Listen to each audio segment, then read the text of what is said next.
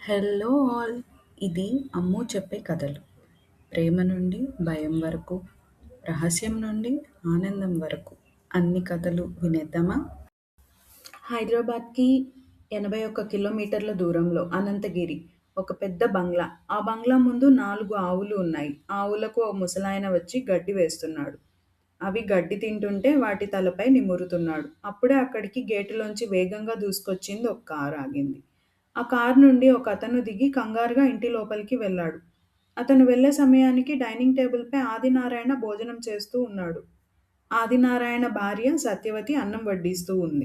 సత్యవతికి భర్త అంటే చాలా భయం. ఎప్పటికైనా కొంచెం ప్రేమ చూపించకపోతాడా అని 25 సంవత్సరాలుగా ఎదురు చూస్తూనే ఉంది. భోజనం చేస్తున్న ఆదినారాయణ వచ్చిన అతని కంగారు చూసి ఏమైంది బాపిరాజు అని అడిగాడు. ఆదినారాయణ బాపిరాజు నమ్మిన బంటు. ఎవ్వరికీ చెప్పని విషయాలు కూడా బాపిరాజుకు చెప్తాడు. బాపిరాజు కూడా తన నమ్మకాన్ని అమ్మకానికి పెట్టడు. ఆదినారాయణ ఏది చెప్తే అది మంచి చెడు ఆలోచించకుండా చేస్తాడు. అన్నయ్య, మన ఇంటి పిల్లను లేపికెళ్ళినవాడు దొరికాడు. బాపిరాజు ముఖంలో కంగారు మరియు కోపం రెండూ కనబడుతున్నాయి. ఆ మాట వినగానే ఆదినారాయణ ఒక్కసారిగా పిడికిలి బిగించాడు. తన చేతిలో ఉన్న అన్నం మెతుకులకు ఊపిరి ఆడడం లేదు. టేబుల్‌పై ఉన్న గ్లాస్ నీళ్లతో చెయ్యి కడుక్కున్నాడు. పళ్ళెంలో ఉన్న అన్నం నీళ్లతో నిండిపోయింది. ఎంతో ప్రేమగా వండిపెట్టిన అన్నం నీళ్లలో కొట్టుకుపోవడం సత్యవతికి నిరాశ కలిగించింది.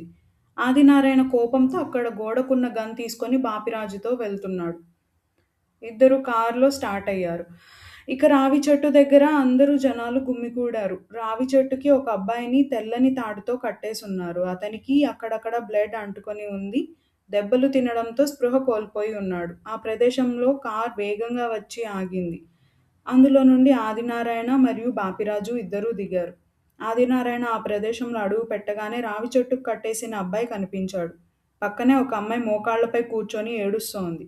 ఆ అబ్బాయిని చూడగానే తన చేతిలో ఉన్న గన్ తీసి ఆ అబ్బాయికి గురిపెట్టాడు. హఠాత్తుగా ఇద్దరూ వచ్చి ఆ గన్‌కి అడ్డంగా నిల్చున్నారు. ఆ ఇద్దరు ఆ అబ్బాయికి తల్లి, తండ్రి. ఆ ఇద్దరు దీనంగా మా వాడిని వదిలేయండి అంటూ ఆదినారాయణ కాళ్ళపై పడ్డారు. వారి మొహాల్లో శోకసంద్రంలో మునిగిపోయింది. ఎంత బతిమిలాడినా ఆదినారాయణలో చలనం అనేది లేదు. ఉగ్ర నరసింహ రూపం ఆదినారాయణ ముఖంలో కనిపిస్తోంది. అక్కడ మోకాళ్లపై కూర్చొని ఉన్న అమ్మాయిని చూస్తాడు ఆదినారాయణ. ఆ అమ్మాయి పేరు కృష్ణవేణి, బాపిరాజు కూతురు. 2 నెలలుగా శ్రీనివాస్‌తో ప్రేమలో ఉంది. ఆ విషయం బాపిరాజుకి చెప్పి ఒప్పించే ధైర్యం లేక 2 రోజుల క్రితం శ్రీనివాస్‌తో వెళ్ళిపోయింది. ఆ విషయం తెలిసిన బాపిరాజు నిద్రాహారాలు మాని చివరికి హైదరాబాద్‌లో ఒక లాడ్జ్‌లో ఉంటున్నారని తెలుసుకొని పట్టుకొని ఊరికి తీసుకువచ్చాడు. ప్రేమించిన వాళ్ళ కోసం ప్రాణాలు అయినా ఇవ్వాలి అనిపిస్తుంది. కానీ అప్పుడప్పుడు ప్రేమించిన వాళ్ళు ప్రాణాలతో ఉంటే చాలు అనిపిస్తుంది. ఇప్పుడు కృష్ణవేణి అదే పరిస్థితిలో ఉంది. శ్రీనివాస్ ప్రాణాలతో ఉంటే చాలు. తన ప్రేమైనా వదులుకోవడానికి సిద్ధంగా ఉంది. ఆదినారాయణ్‌ని చూస్తూ 2 చేతులతో దండం పెడుతూ వద్దు అంటూ తలూపింది. తన మొహంలో సర్వం కోల్పోయిన ఛాయలు స్పష్టంగా కనిపిస్తున్నాయి. కంటి నిండా కన్నీరు మాత్రమే కాదు, ఒంటి నిండా అక్కడక్కడ రక్తం కూడా ఉంది. బాపిరాజు ఆ అమ్మాయిని కోపంతో కొట్టినట్టున్నాడు.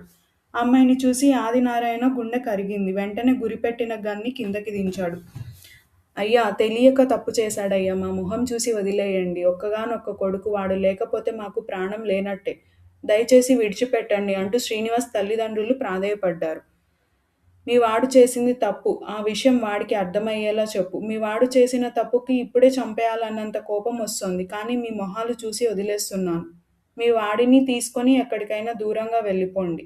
ఇంకొకసారి మీరు ఈ ఊర్లో కనబడితే కాల్చి పడేస్తా. మళ్ళీ ఈ ఊర్లో ప్రేమ అన్నది వినిపించకూడదు. బాపిరాజు అని గట్టిగా అరిచి కృష్ణవేణిని బండిలో ఎక్కించమని చెప్పాడు ఆదినారాయణ. తను అన్న మాటలు అక్కడ ఉన్న వారందరికీ వణుకు పుట్టించాయి. కొందరు మనుషులు వెళ్లి శ్రీనివాస్‌ని విడిపించారు. అతని తల్లిదండ్రులు అతనిని తీసుకొని వెళ్ళిపోయారు. బాపిరాజు వెళ్లి కృష్ణవేణిని చెయ్యి పట్టుకొని లాక్కొచ్చి కారులో కూర్చోబెట్టాడు. ఆదినారాయణ, బాపిరాజు కూడా కారులోకి ఎక్కారు. కారు స్టార్ట్ అయింది. ఆ రావి చెట్టు నుండి దూరంగా ఊర్లోకి వెళ్తోంది. ఆదినారాయణలోని కోపం పొగలా మారి కారు కొట్టం నుండి బయటికి వస్తోంది. పచ్చని ఊరు వెచ్చగా మారిపోయింది. మరో చోట కేర్ హాస్పిటల్, రామ్‌నగర్, విశాఖపట్నం. కొత్త సంవత్సరం మొదలైన 2 గంటల తర్వాత. హాస్పిటల్ వాతావరణానికి రాత్రి పగలు అని తేడా ఉండదు. ఎప్పుడూ జనాలు ఉంటూనే ఉంటారు. ఎందుకంటే మనుషులకి అత్యంత ఇష్టమైనది ప్రాణం. దాన్ని కాపాడుకోవడానికి అనుక్షణం తపిస్తూనే ఉంటారు. ఈ ప్రపంచంలో ఎవ్వరినీ నమ్మని వారు కూడా హాస్పిటల్‌లో ఉన్న డాక్టర్ చెప్తే నమ్ముతారు. ఎందుకంటే మనకు ప్రాణం ఇచ్చిన అమ్మ మరియు ప్రాణం పోకుండా కాపాడే డాక్టర్. ఇద్దరూ ఈ ప్రపంచానికి ఉన్న 2 కళ్ళు. హాస్పిటల్ ముందు రామ్ బైక్ వచ్చి ఆగింది. రామ్ కోసం తన ఫ్రెండ్ విశాల్ హాస్పిటల్ బయట ఎదురు చూస్తున్నాడు. ఏరా వెళ్ళిన పని ఏమైంది అని కంగారు పడుతూ అడిగాడు విశాల్. ఆపరేషన్‌కి అవసరమయ్యే మనీ ఇస్తానంటే కిరణ్‌ని కలవడానికి బీచ్‌కి వెళ్ళాను. రేపు సాయంత్రం లోపు మనీ అరేంజ్ చేస్తా అన్నాడు. హమ్మయ్య! అంటూ విశాల్ రిలాక్స్ అయ్యాడు. ఇద్దరూ కలిసి హాస్పిటల్ లోపలికి వెళ్లారు. ఐసీయూ ఉన్న ఫ్లోర్‌లో లిఫ్ట్ ఓపెన్ అయింది. అందులో నుంచి విశాల్, రామ్ ఇద్దరూ బయటికి కారిడార్‌లో నడిచి వెళ్తున్నారు. ఐసీయూ రూమ్ బయట చైర్‌లో ఒక ఆవిడ కూర్చొని ఉంది. రామ్ రాగానే ఆతృతగా లేచి నిల్చొని కంగారుగా చూసింది. ఆమె మొహంలో కంగారుతో కూడిన భయం, బాధ కూడిన నిస్పృహలు కనపడుతున్నాయి. ఆవిడ పేరు శారద. హాస్పిటల్ బెడ్‌పై ఉన్న కార్తీక్ వాళ్ళ అమ్మ. తన కొడుకు ఇలాంటి పరిస్థితుల్లో ఉండడం తనకి వేదనని, బాధని కలిగిస్తున్నాయి. శారద వాళ్ళ భర్త మిలిటరీకి వెళ్లి దేశం కోసం తన ప్రాణాలు అర్పించాడు. పెళ్లి అయిన 4 సంవత్సరాలకే భర్తని కోల్పోయి ఒంటరిగా కార్తీక్‌ని పెంచి పెద్ద చేసింది. కంగారు పడకండమ్మా! ఆపరేషన్‌కి ఎలాంటి ప్రాబ్లం లేదు. కార్తీక్ తొందరలోనే కోలుకుంటాడు. బాధతో నిండిన మొహంలో కొద్దిగా ఆశ చిగిరించినట్టు ఉంది ఆమె మొహం. ఉదయం నుండి ఇక్కడే ఉన్నారు. నేనిక్కడుంటాను. రేపు ఆపరేషన్ ఉంది గదా! మీరు ఇంటికి వెళ్లి నైట్ రెస్ట్ తీసుకోండి అన్నాడు రామ్. రామ్ విశాల్‌ని చూసి ఇంటికి తీసుకువెళ్ళమని సైగ చేసింది. రండమ్మా ఇంటికి వెళ్దాం. విశాల్ ఆవిడతో పాటు లిఫ్ట్‌లోకి వెళ్ళాడు. ఐసీయూ డోర్ నుంచి లోపల ఉన్న కార్తీక్‌ని చూస్తున్నాడు రామ్. లోపల కార్తీక్‌కి ఆక్సిజన్ పైప్ పెట్టారు. పక్కనే కంప్యూటర్ లాంటి స్క్రీన్‌పై తన గుండె చప్పుడు కనపడుతోంది. అలనాటి త్రేతాయుగంలో ఇంద్రజిత్ తన బాణంతో లక్ష్మణుడిని అపస్మారక స్థితిలో పడేశాడు. సూర్యోదయ సమయంలోపు ఖచ్చితంగా తన ప్రాణ సోదరుడైన లక్ష్మణుడు చనిపోతాడని తెలుసుకున్న రాముడు చాలా వేదనకు గురయ్యాడు. తన స్నేహితుడికి ఏమైనా అవుతుందేమో అని రామ్ కూడా అలాంటి వేదనకు గురవుతున్నాడు. అక్కడే ఉన్న చైర్‌లో కూర్చున్నాడు. తన దగ్గరున్న డబ్బులు అండ్ నాన్నని కూడా అడిగి డబ్బులు తీసుకున్నాడు. కానీ ఆపరేషన్‌కి సరిపోలేదు. అందుకే తెలిసిన వారిని అందరినీ డబ్బుల కోసం అడిగి అన్ని చోట్ల తిరిగి రావడంతో చాలా అలసిపోయాడు. అలా గోడకి తలపెట్టి కళ్ళు మూసుకున్నాడు. రామ్ చలాకీగా ఉండే అబ్బాయి. చిన్నప్పటి నుంచి చదువు కోసం హాస్టల్‌లో ఉంటూ పేరెంట్స్‌కి దూరంగానే పెరిగాడు. అయినా తల్లిదండ్రుల పట్ల ఉన్న ప్రేమ కొంచెం కూడా తగ్గలేదు. రామ్ చేసే పనులకి నాన్న వెంకటేశ్వర్లు అప్పుడప్పుడు మందలించినా, అమ్మ పద్మావతి మాత్రం కొడుకును వెనకేసుకొని వస్తూనే ఉంటుంది. పేరెంట్స్ హైదరాబాద్‌లో ఉంటారు. రామ్ మాత్రం వైజాగ్‌లో కాలేజ్ కంప్లీట్ చేసుకొని క్యాంపస్ ప్లేస్‌మెంట్స్‌లో జాబ్ సంపాదించాడు. హైదరాబాద్‌లోని ఏదైనా కంపెనీలో జాయిన్ అవ్వమని వెంకటేశ్వర్లు ఎంత చెప్పినా వైజాగ్‌లో సాఫ్ట్‌వేర్ కంపెనీలో జాబ్ చేస్తున్నాడు. అప్పుడప్పుడు పేరెంట్స్‌ని చూడ్డానికి మాత్రమే హైదరాబాద్ వెళ్తుంటాడు. రామ్‌కి కూడా ఇక్కడ జాబ్ మానేసి హైదరాబాద్‌కి వెళ్ళిపోవాలని ఉంది. కారణం ఆఫీస్‌లో తన బాస్ త్రివేంద్రం. వర్క్ ఎంత బాగా చేసినా క్లాస్ పీకడానికి ఏదో ఒక కారణం వెతుక్కుంటాడు. రామ్ పనిచేసే ఆఫీస్‌లోనే కార్తీక్ ఇంకా విశాల్ కూడా పనిచేస్తున్నారు. ఇంకా రామ్, కార్తీక్, విశాల్ ముగ్గురు బెస్ట్ ఫ్రెండ్స్. తక్కువ కాలంలోనే ఎక్కువ క్లోజ్ అయ్యారు. అన్ని విషయాలు ముగ్గురు కలిసి షేర్ చేసుకుంటారు. ముగ్గురిలో ఎవరికి కష్టం వచ్చినా వాళ్ళ కష్టంలా అనుకుంటారు. ఒకసారి కార్తీక్ తీసుకున్న అప్పు ఇవ్వట్లేదని వడ్డీ వ్యాపారి రౌడీలతో వార్నింగ్ ఇప్పిస్తే అతనిని కొట్టి ఒక రోజు మొత్తం జైల్లో ఉన్నాడు రామ్. ఇప్పుడు కార్తీక్ హాస్పిటల్ బెడ్‌పై ఉన్నాడు. విశాల్ కార్తీక్ వాళ్ళ అమ్మ శారదను ఇంటికి తీసుకువెళ్తున్నాడు. రామ్ ఐసీయూ బయట చైర్‌లో కూర్చున్నాడు. ఒకటిగా ఉన్న ప్రపంచానికి బాధ పరిచయం కావడం వల్ల ఒంటరిగా ఆలోచనలో పడ్డాడు రామ్. అలానే నిద్రలోకి జారుకున్నాడు. మరో చోట చైతన్య ఇంజినీరింగ్ కాలేజ్, విశాఖపట్నం. ఉదయం 10:24 కాలేజీ గ్రౌండ్‌లో కొత్త సంవత్సరం సెలబ్రేషన్స్ జరుగుతున్నాయి. అమ్మాయిలు, అబ్బాయిలు సాంగ్స్ పాడుకుంటూ, డాన్స్ చేసుకుంటూ కొత్త సంవత్సరం వేడుకలు చేసుకుంటున్నారు. కానీ వైదేహి మాత్రం తన స్నేహితులతో కలిసి చేతిలో ప్రాజెక్ట్ బుక్ పట్టుకొని ప్రిన్సిపల్ రూమ్‌లోకి వెళ్ళింది. అక్కడ టేబుల్‌పై ఉన్న రిపోర్ట్స్ చూస్తూ ప్రిన్సిపల్ చైర్‌లో ఉన్నాడు రామనాథం. అతని వయసు 49 సంవత్సరాలు. సినిమాలు అంటే మహా పిచ్చి. టైం దొరికినప్పుడల్లా ఏదో ఒక కథ రాస్తూనే ఉంటాడు. ఎప్పటికైనా ఒక గొప్ప రైటర్ కావాలని తపిస్తూనే ఉంటాడు.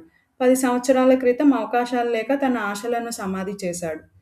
Vaidehi: sir, this is our project work book sir. రామనాథంకి బుక్ ఇవ్వబోయింది వైదేహి. అవునా, నేనింకా వెంకట్రావు ఎక్కాల పుస్తకం అనుకున్నా. హహ, మీరు పప్పులో కాలేశారు సార్. ఇది ప్రాజెక్ట్ వర్క్, ఎక్కాల పుస్తకం కాదు. రామనాథం: షటప్. అది ప్రాజెక్ట్ వర్క్ అని నాకు తెలుసు. డిసెంబర్ 31 లోపు సబ్మిట్ చేయాలి అని చెప్తే మీరేమో 1వ తారీఖు తీసుకొచ్చారు. అవసరం లేదు వెళ్ళిపోండి. రామనాథం కోపంతో అరిస్తే ఆ రూమ్‌లో రీసౌండ్ వస్తోంది. సార్, వెబ్ క్లయింట్స్ చాలా స్లోగా ఉండడం వల్ల లేట్ అయింది సార్ అంది సుకన్య. ఈ కాకమ్మ కబుర్లు ఖాళీగా ఉన్న వాళ్ళ దగ్గర పెట్టుకోండి, నా దగ్గర కాదు. నాకు రౌండ్స్‌కి టైం అయింది. వచ్చే సంవత్సరం సబ్మిట్ చేయండి. అప్పటిదాకా ఈ కాలేజ్ చుట్టుపక్కల మీరు కనపడకూడదు. రామనాథం లేచి బయటికి వెళ్ళిపోతున్నాడు. వైదేహి అండ్ తన ఫ్రెండ్స్ ఒకరి మొహాలు ఒకరు చూసుకుంటున్నారు. ఇప్పుడెలానే వచ్చే సంవత్సరం అంట మా నాన్నకు తెలిస్తే ఇప్పుడే పెళ్లి చేస్తాడు. మా అమ్మయితే నన్ను చంపేస్తుందే అంది సంధ్య. ఈ వైదేహి ఉండగా వై కంగారు, ఫాలో మీ. ఆల్రెడీ ఫాలో అవుతున్నాను అంది సుకన్య. ట్విట్టర్లో కాదు, ఆ హిట్లర్ వెనక. ఎలా వార్నింగ్ ఇస్తానో చూడండి అంటూ ప్రిన్సిపల్ వెనక నడుచుకుంటూ వెళ్ళింది వైదేహి. రామనాథం రౌండ్స్లో ఉన్నాడు. సార్ సార్ ప్లీజ్ సార్, ఈ ఒక్కసారికి పర్మిషన్ ఇవ్వండి. నేను ముందే చెప్పాను సబ్మిట్ చేస్తే స్కోర్ వస్తుంది, లాస్ట్లో సబ్మిట్ చేస్తే స్కోర్ లాస్ట్ అవుతారని. నేను ఒకటి ఫిక్స్ అయితే అది ఫిక్స్ అంతే. ఏంటి సార్ ఇది, వావ్ అంటూ షాక్ అయింది వైదేహి. నేను వార్నింగ్ ఇస్తే నీకు వావ్లా ఉందా? ఏంటి సార్ ఈ ప్రాసలు, సబ్మిట్ చేస్తే స్కోర్, లాస్ట్లో చేస్తే score loss. Super sir. Topic divert చేయకు, పొగిడితే పడిపోవడానికి ప్యూన్ని కాదు ప్రిన్సిపల్ని. సార్ మళ్ళీ ప్రాస. నిజం చెప్పండి, మీరు రైటర్ కదా, చెప్పండి సార్ అంటూ ఆతృతగా అడిగింది వైదేహి. దానితో రామనాథం ముఖంలో వెలుగులు వచ్చాయి.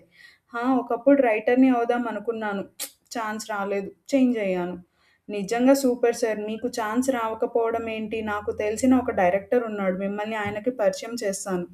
ఆ మాట వినగానే మర్డర్ మిస్టరీ సినిమాలో పాతిపెట్టిన సమాధిని త్రవ్వి బయటికి తీసినట్టుగా 10 సంవత్సరాల క్రితం పూడ్చేసిన తన కల ఆశలు తిరిగి ప్రాణం పోసినట్టు అయింది. డైరెక్టరా, నిజంగా తెలుసా అన్నాడు రామనాథం. అవును సార్, మీలాంటి టాలెంట్ ఉన్న వాళ్ళని బాగా ఎంకరేజ్ చేస్తాడు. ఇంకా మీరు సినిమా ఫీల్డ్లోకి ఎంటర్ అవ్వాలి గాని అందరూ రైటర్స్ ఔట్ అంతే.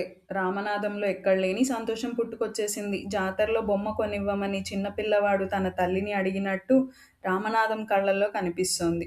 నిజంగానా వైదేహి, నీకు పుణ్యం ఉంటుంది. ఈ ఒక్క హెల్ప్ చెయ్యమ్మా ప్లీజ్ అన్నాడు రామనాథం. అయ్యో, మీరు ఇలా అడగడం ఏంటి సార్, ఖచ్చితంగా చేస్తాను. కాకపోతే ఒక ప్రాబ్లం అంటూ బుంగమూతి పెట్టింది వైదేహి. ఏంటమ్మా సమస్య, ఏంటా సమస్య? ఆ డైరెక్టర్ నాన్న వాళ్ళ ఫ్రెండ్. నాన్న ఒక మాట చెప్తే మీతో స్టోరీ సిట్టింగ్‌లో కూర్చుంటాడు. కానీ ఇప్పుడు నా ప్రాజెక్ట్ వర్క్ ఆగిపోయింది అని తెలిస్తే నా మొఖం కూడా చూడ్డు. ఇంక నేను చెప్పేదేం వింటాడు? పోనీలెండి, లేట్ అయింది కదా, అసలే మీరు స్ట్రిక్ట్, ఎందుకులెండి నెక్స్ట్ ఇయర్ చూసుకుంటా. నో, నో, నువ్వేం బాధపడకు. నేనుండగా నెక్స్ట్ ఇయర్ ఏంటి? ఆయన ఫస్ట్ సబ్మిట్ చేస్తే ఏంటి? లాస్ట్ సబ్మిట్ చేస్తే ఏంటి? సబ్మిట్ చేస్తే చాలు. ప్రాజెక్ట్ వర్క్ అన్నాక పోస్ట్‌పోన్ కాకుండా ఎలా ఉంటుంది? వెంటనే వైదేహి షాకయ్యి సార్ అంది. ఏమైందమ్మా అన్నాడు రామనాథం కంగారుతో. ప్రాజెక్ట్ పోస్ట్‌పోన్ మళ్ళీ ప్రాస. సార్, మీరు ఉండాల్సింది కాలేజ్‌లో కాదు సార్, క్యారీవాన్‌లో. క్యాచ్ చేస్తావా అన్నాడు రామనాథం సిగ్గుతో. వైదేహి చేతిలో ఉన్న ప్రాజెక్ట్ బుక్ తీసుకొని సైన్ చేస్తున్నాడు. అప్పుడే వైదేహి ఫ్రెండ్స్ కూడా వచ్చి బుక్స్‌పై సైన్ చేయించుకున్నారు. వారి మొహాల్లో ప్రపంచాన్ని గెలిచేశామన్న ఆనందం కనబడుతోంది. సార్, ఇక్కడ ప్రాజెక్ట్ వర్క్‌పై సంతకం చేయడం కాదు, రేపు ఆస్కార్ అవార్డ్ వచ్చిన తర్వాత ఆటోగ్రాఫ్ ఇస్తారు కదా. ప్లీజ్ సార్ అనింది వైదేహి. ఫస్ట్ ఆటోగ్రాఫ్ నీకే ఇస్తా వైదేహి. ఆటోగ్రాఫ్ ఏంటి, ఫోటోగ్రాఫ్‌లు కూడా ఇస్తా. కానీ ఆ డైరెక్టర్ సంగతి మర్చిపోకు. ఈ వైదేహికి వదిలేశారుగా, మీరు వర్రీ అవ్వకండి అంది వైదేహి. అలాగేనమ్మా అని అంటూ రామనాథం రౌండ్స్‌కి వెళ్ళాడు. వైదేహి తన స్నేహితులతో ఉంది. ఏంటే అలా అన్నావు, నిజంగా నీకు డైరెక్టర్ తెలుసా అంది సుకన్య. వైదేహి గట్టిగా నవ్వేసి తెలీదు అన్నట్టు తలూపింది. మరి రేపు ప్రిన్సిపల్ అడిగితే ఏం చెప్తావు? అసలే కోపం ఎక్కువ. నెక్స్ట్ ఇయర్ కూడా కాలేజ్కి రానివ్వడు. కూల్ బేబీ, ఈ ప్రాజెక్ట్ వర్క్ పని ఫైనలైజ్ అయితే చాలు. అయినా ఇంకా ఎన్ని రోజులులే, 3 నెలలు కళ్ళు మూసుకుంటే ఈ కాలేజ్కి మనకు సంబంధమే ఉండదు. లైట్ తీసుకో, devil will manage. Sukanya and Sandhya కొద్దిగా ఊపిరి పీల్చుకొని అక్కడి నుంచి వైదేహితో కలిసి గ్రౌండ్లో జరుగుతున్న సెలబ్రేషన్స్లో జాయిన్ అయ్యారు. కేర్ హాస్పిటల్‌లో.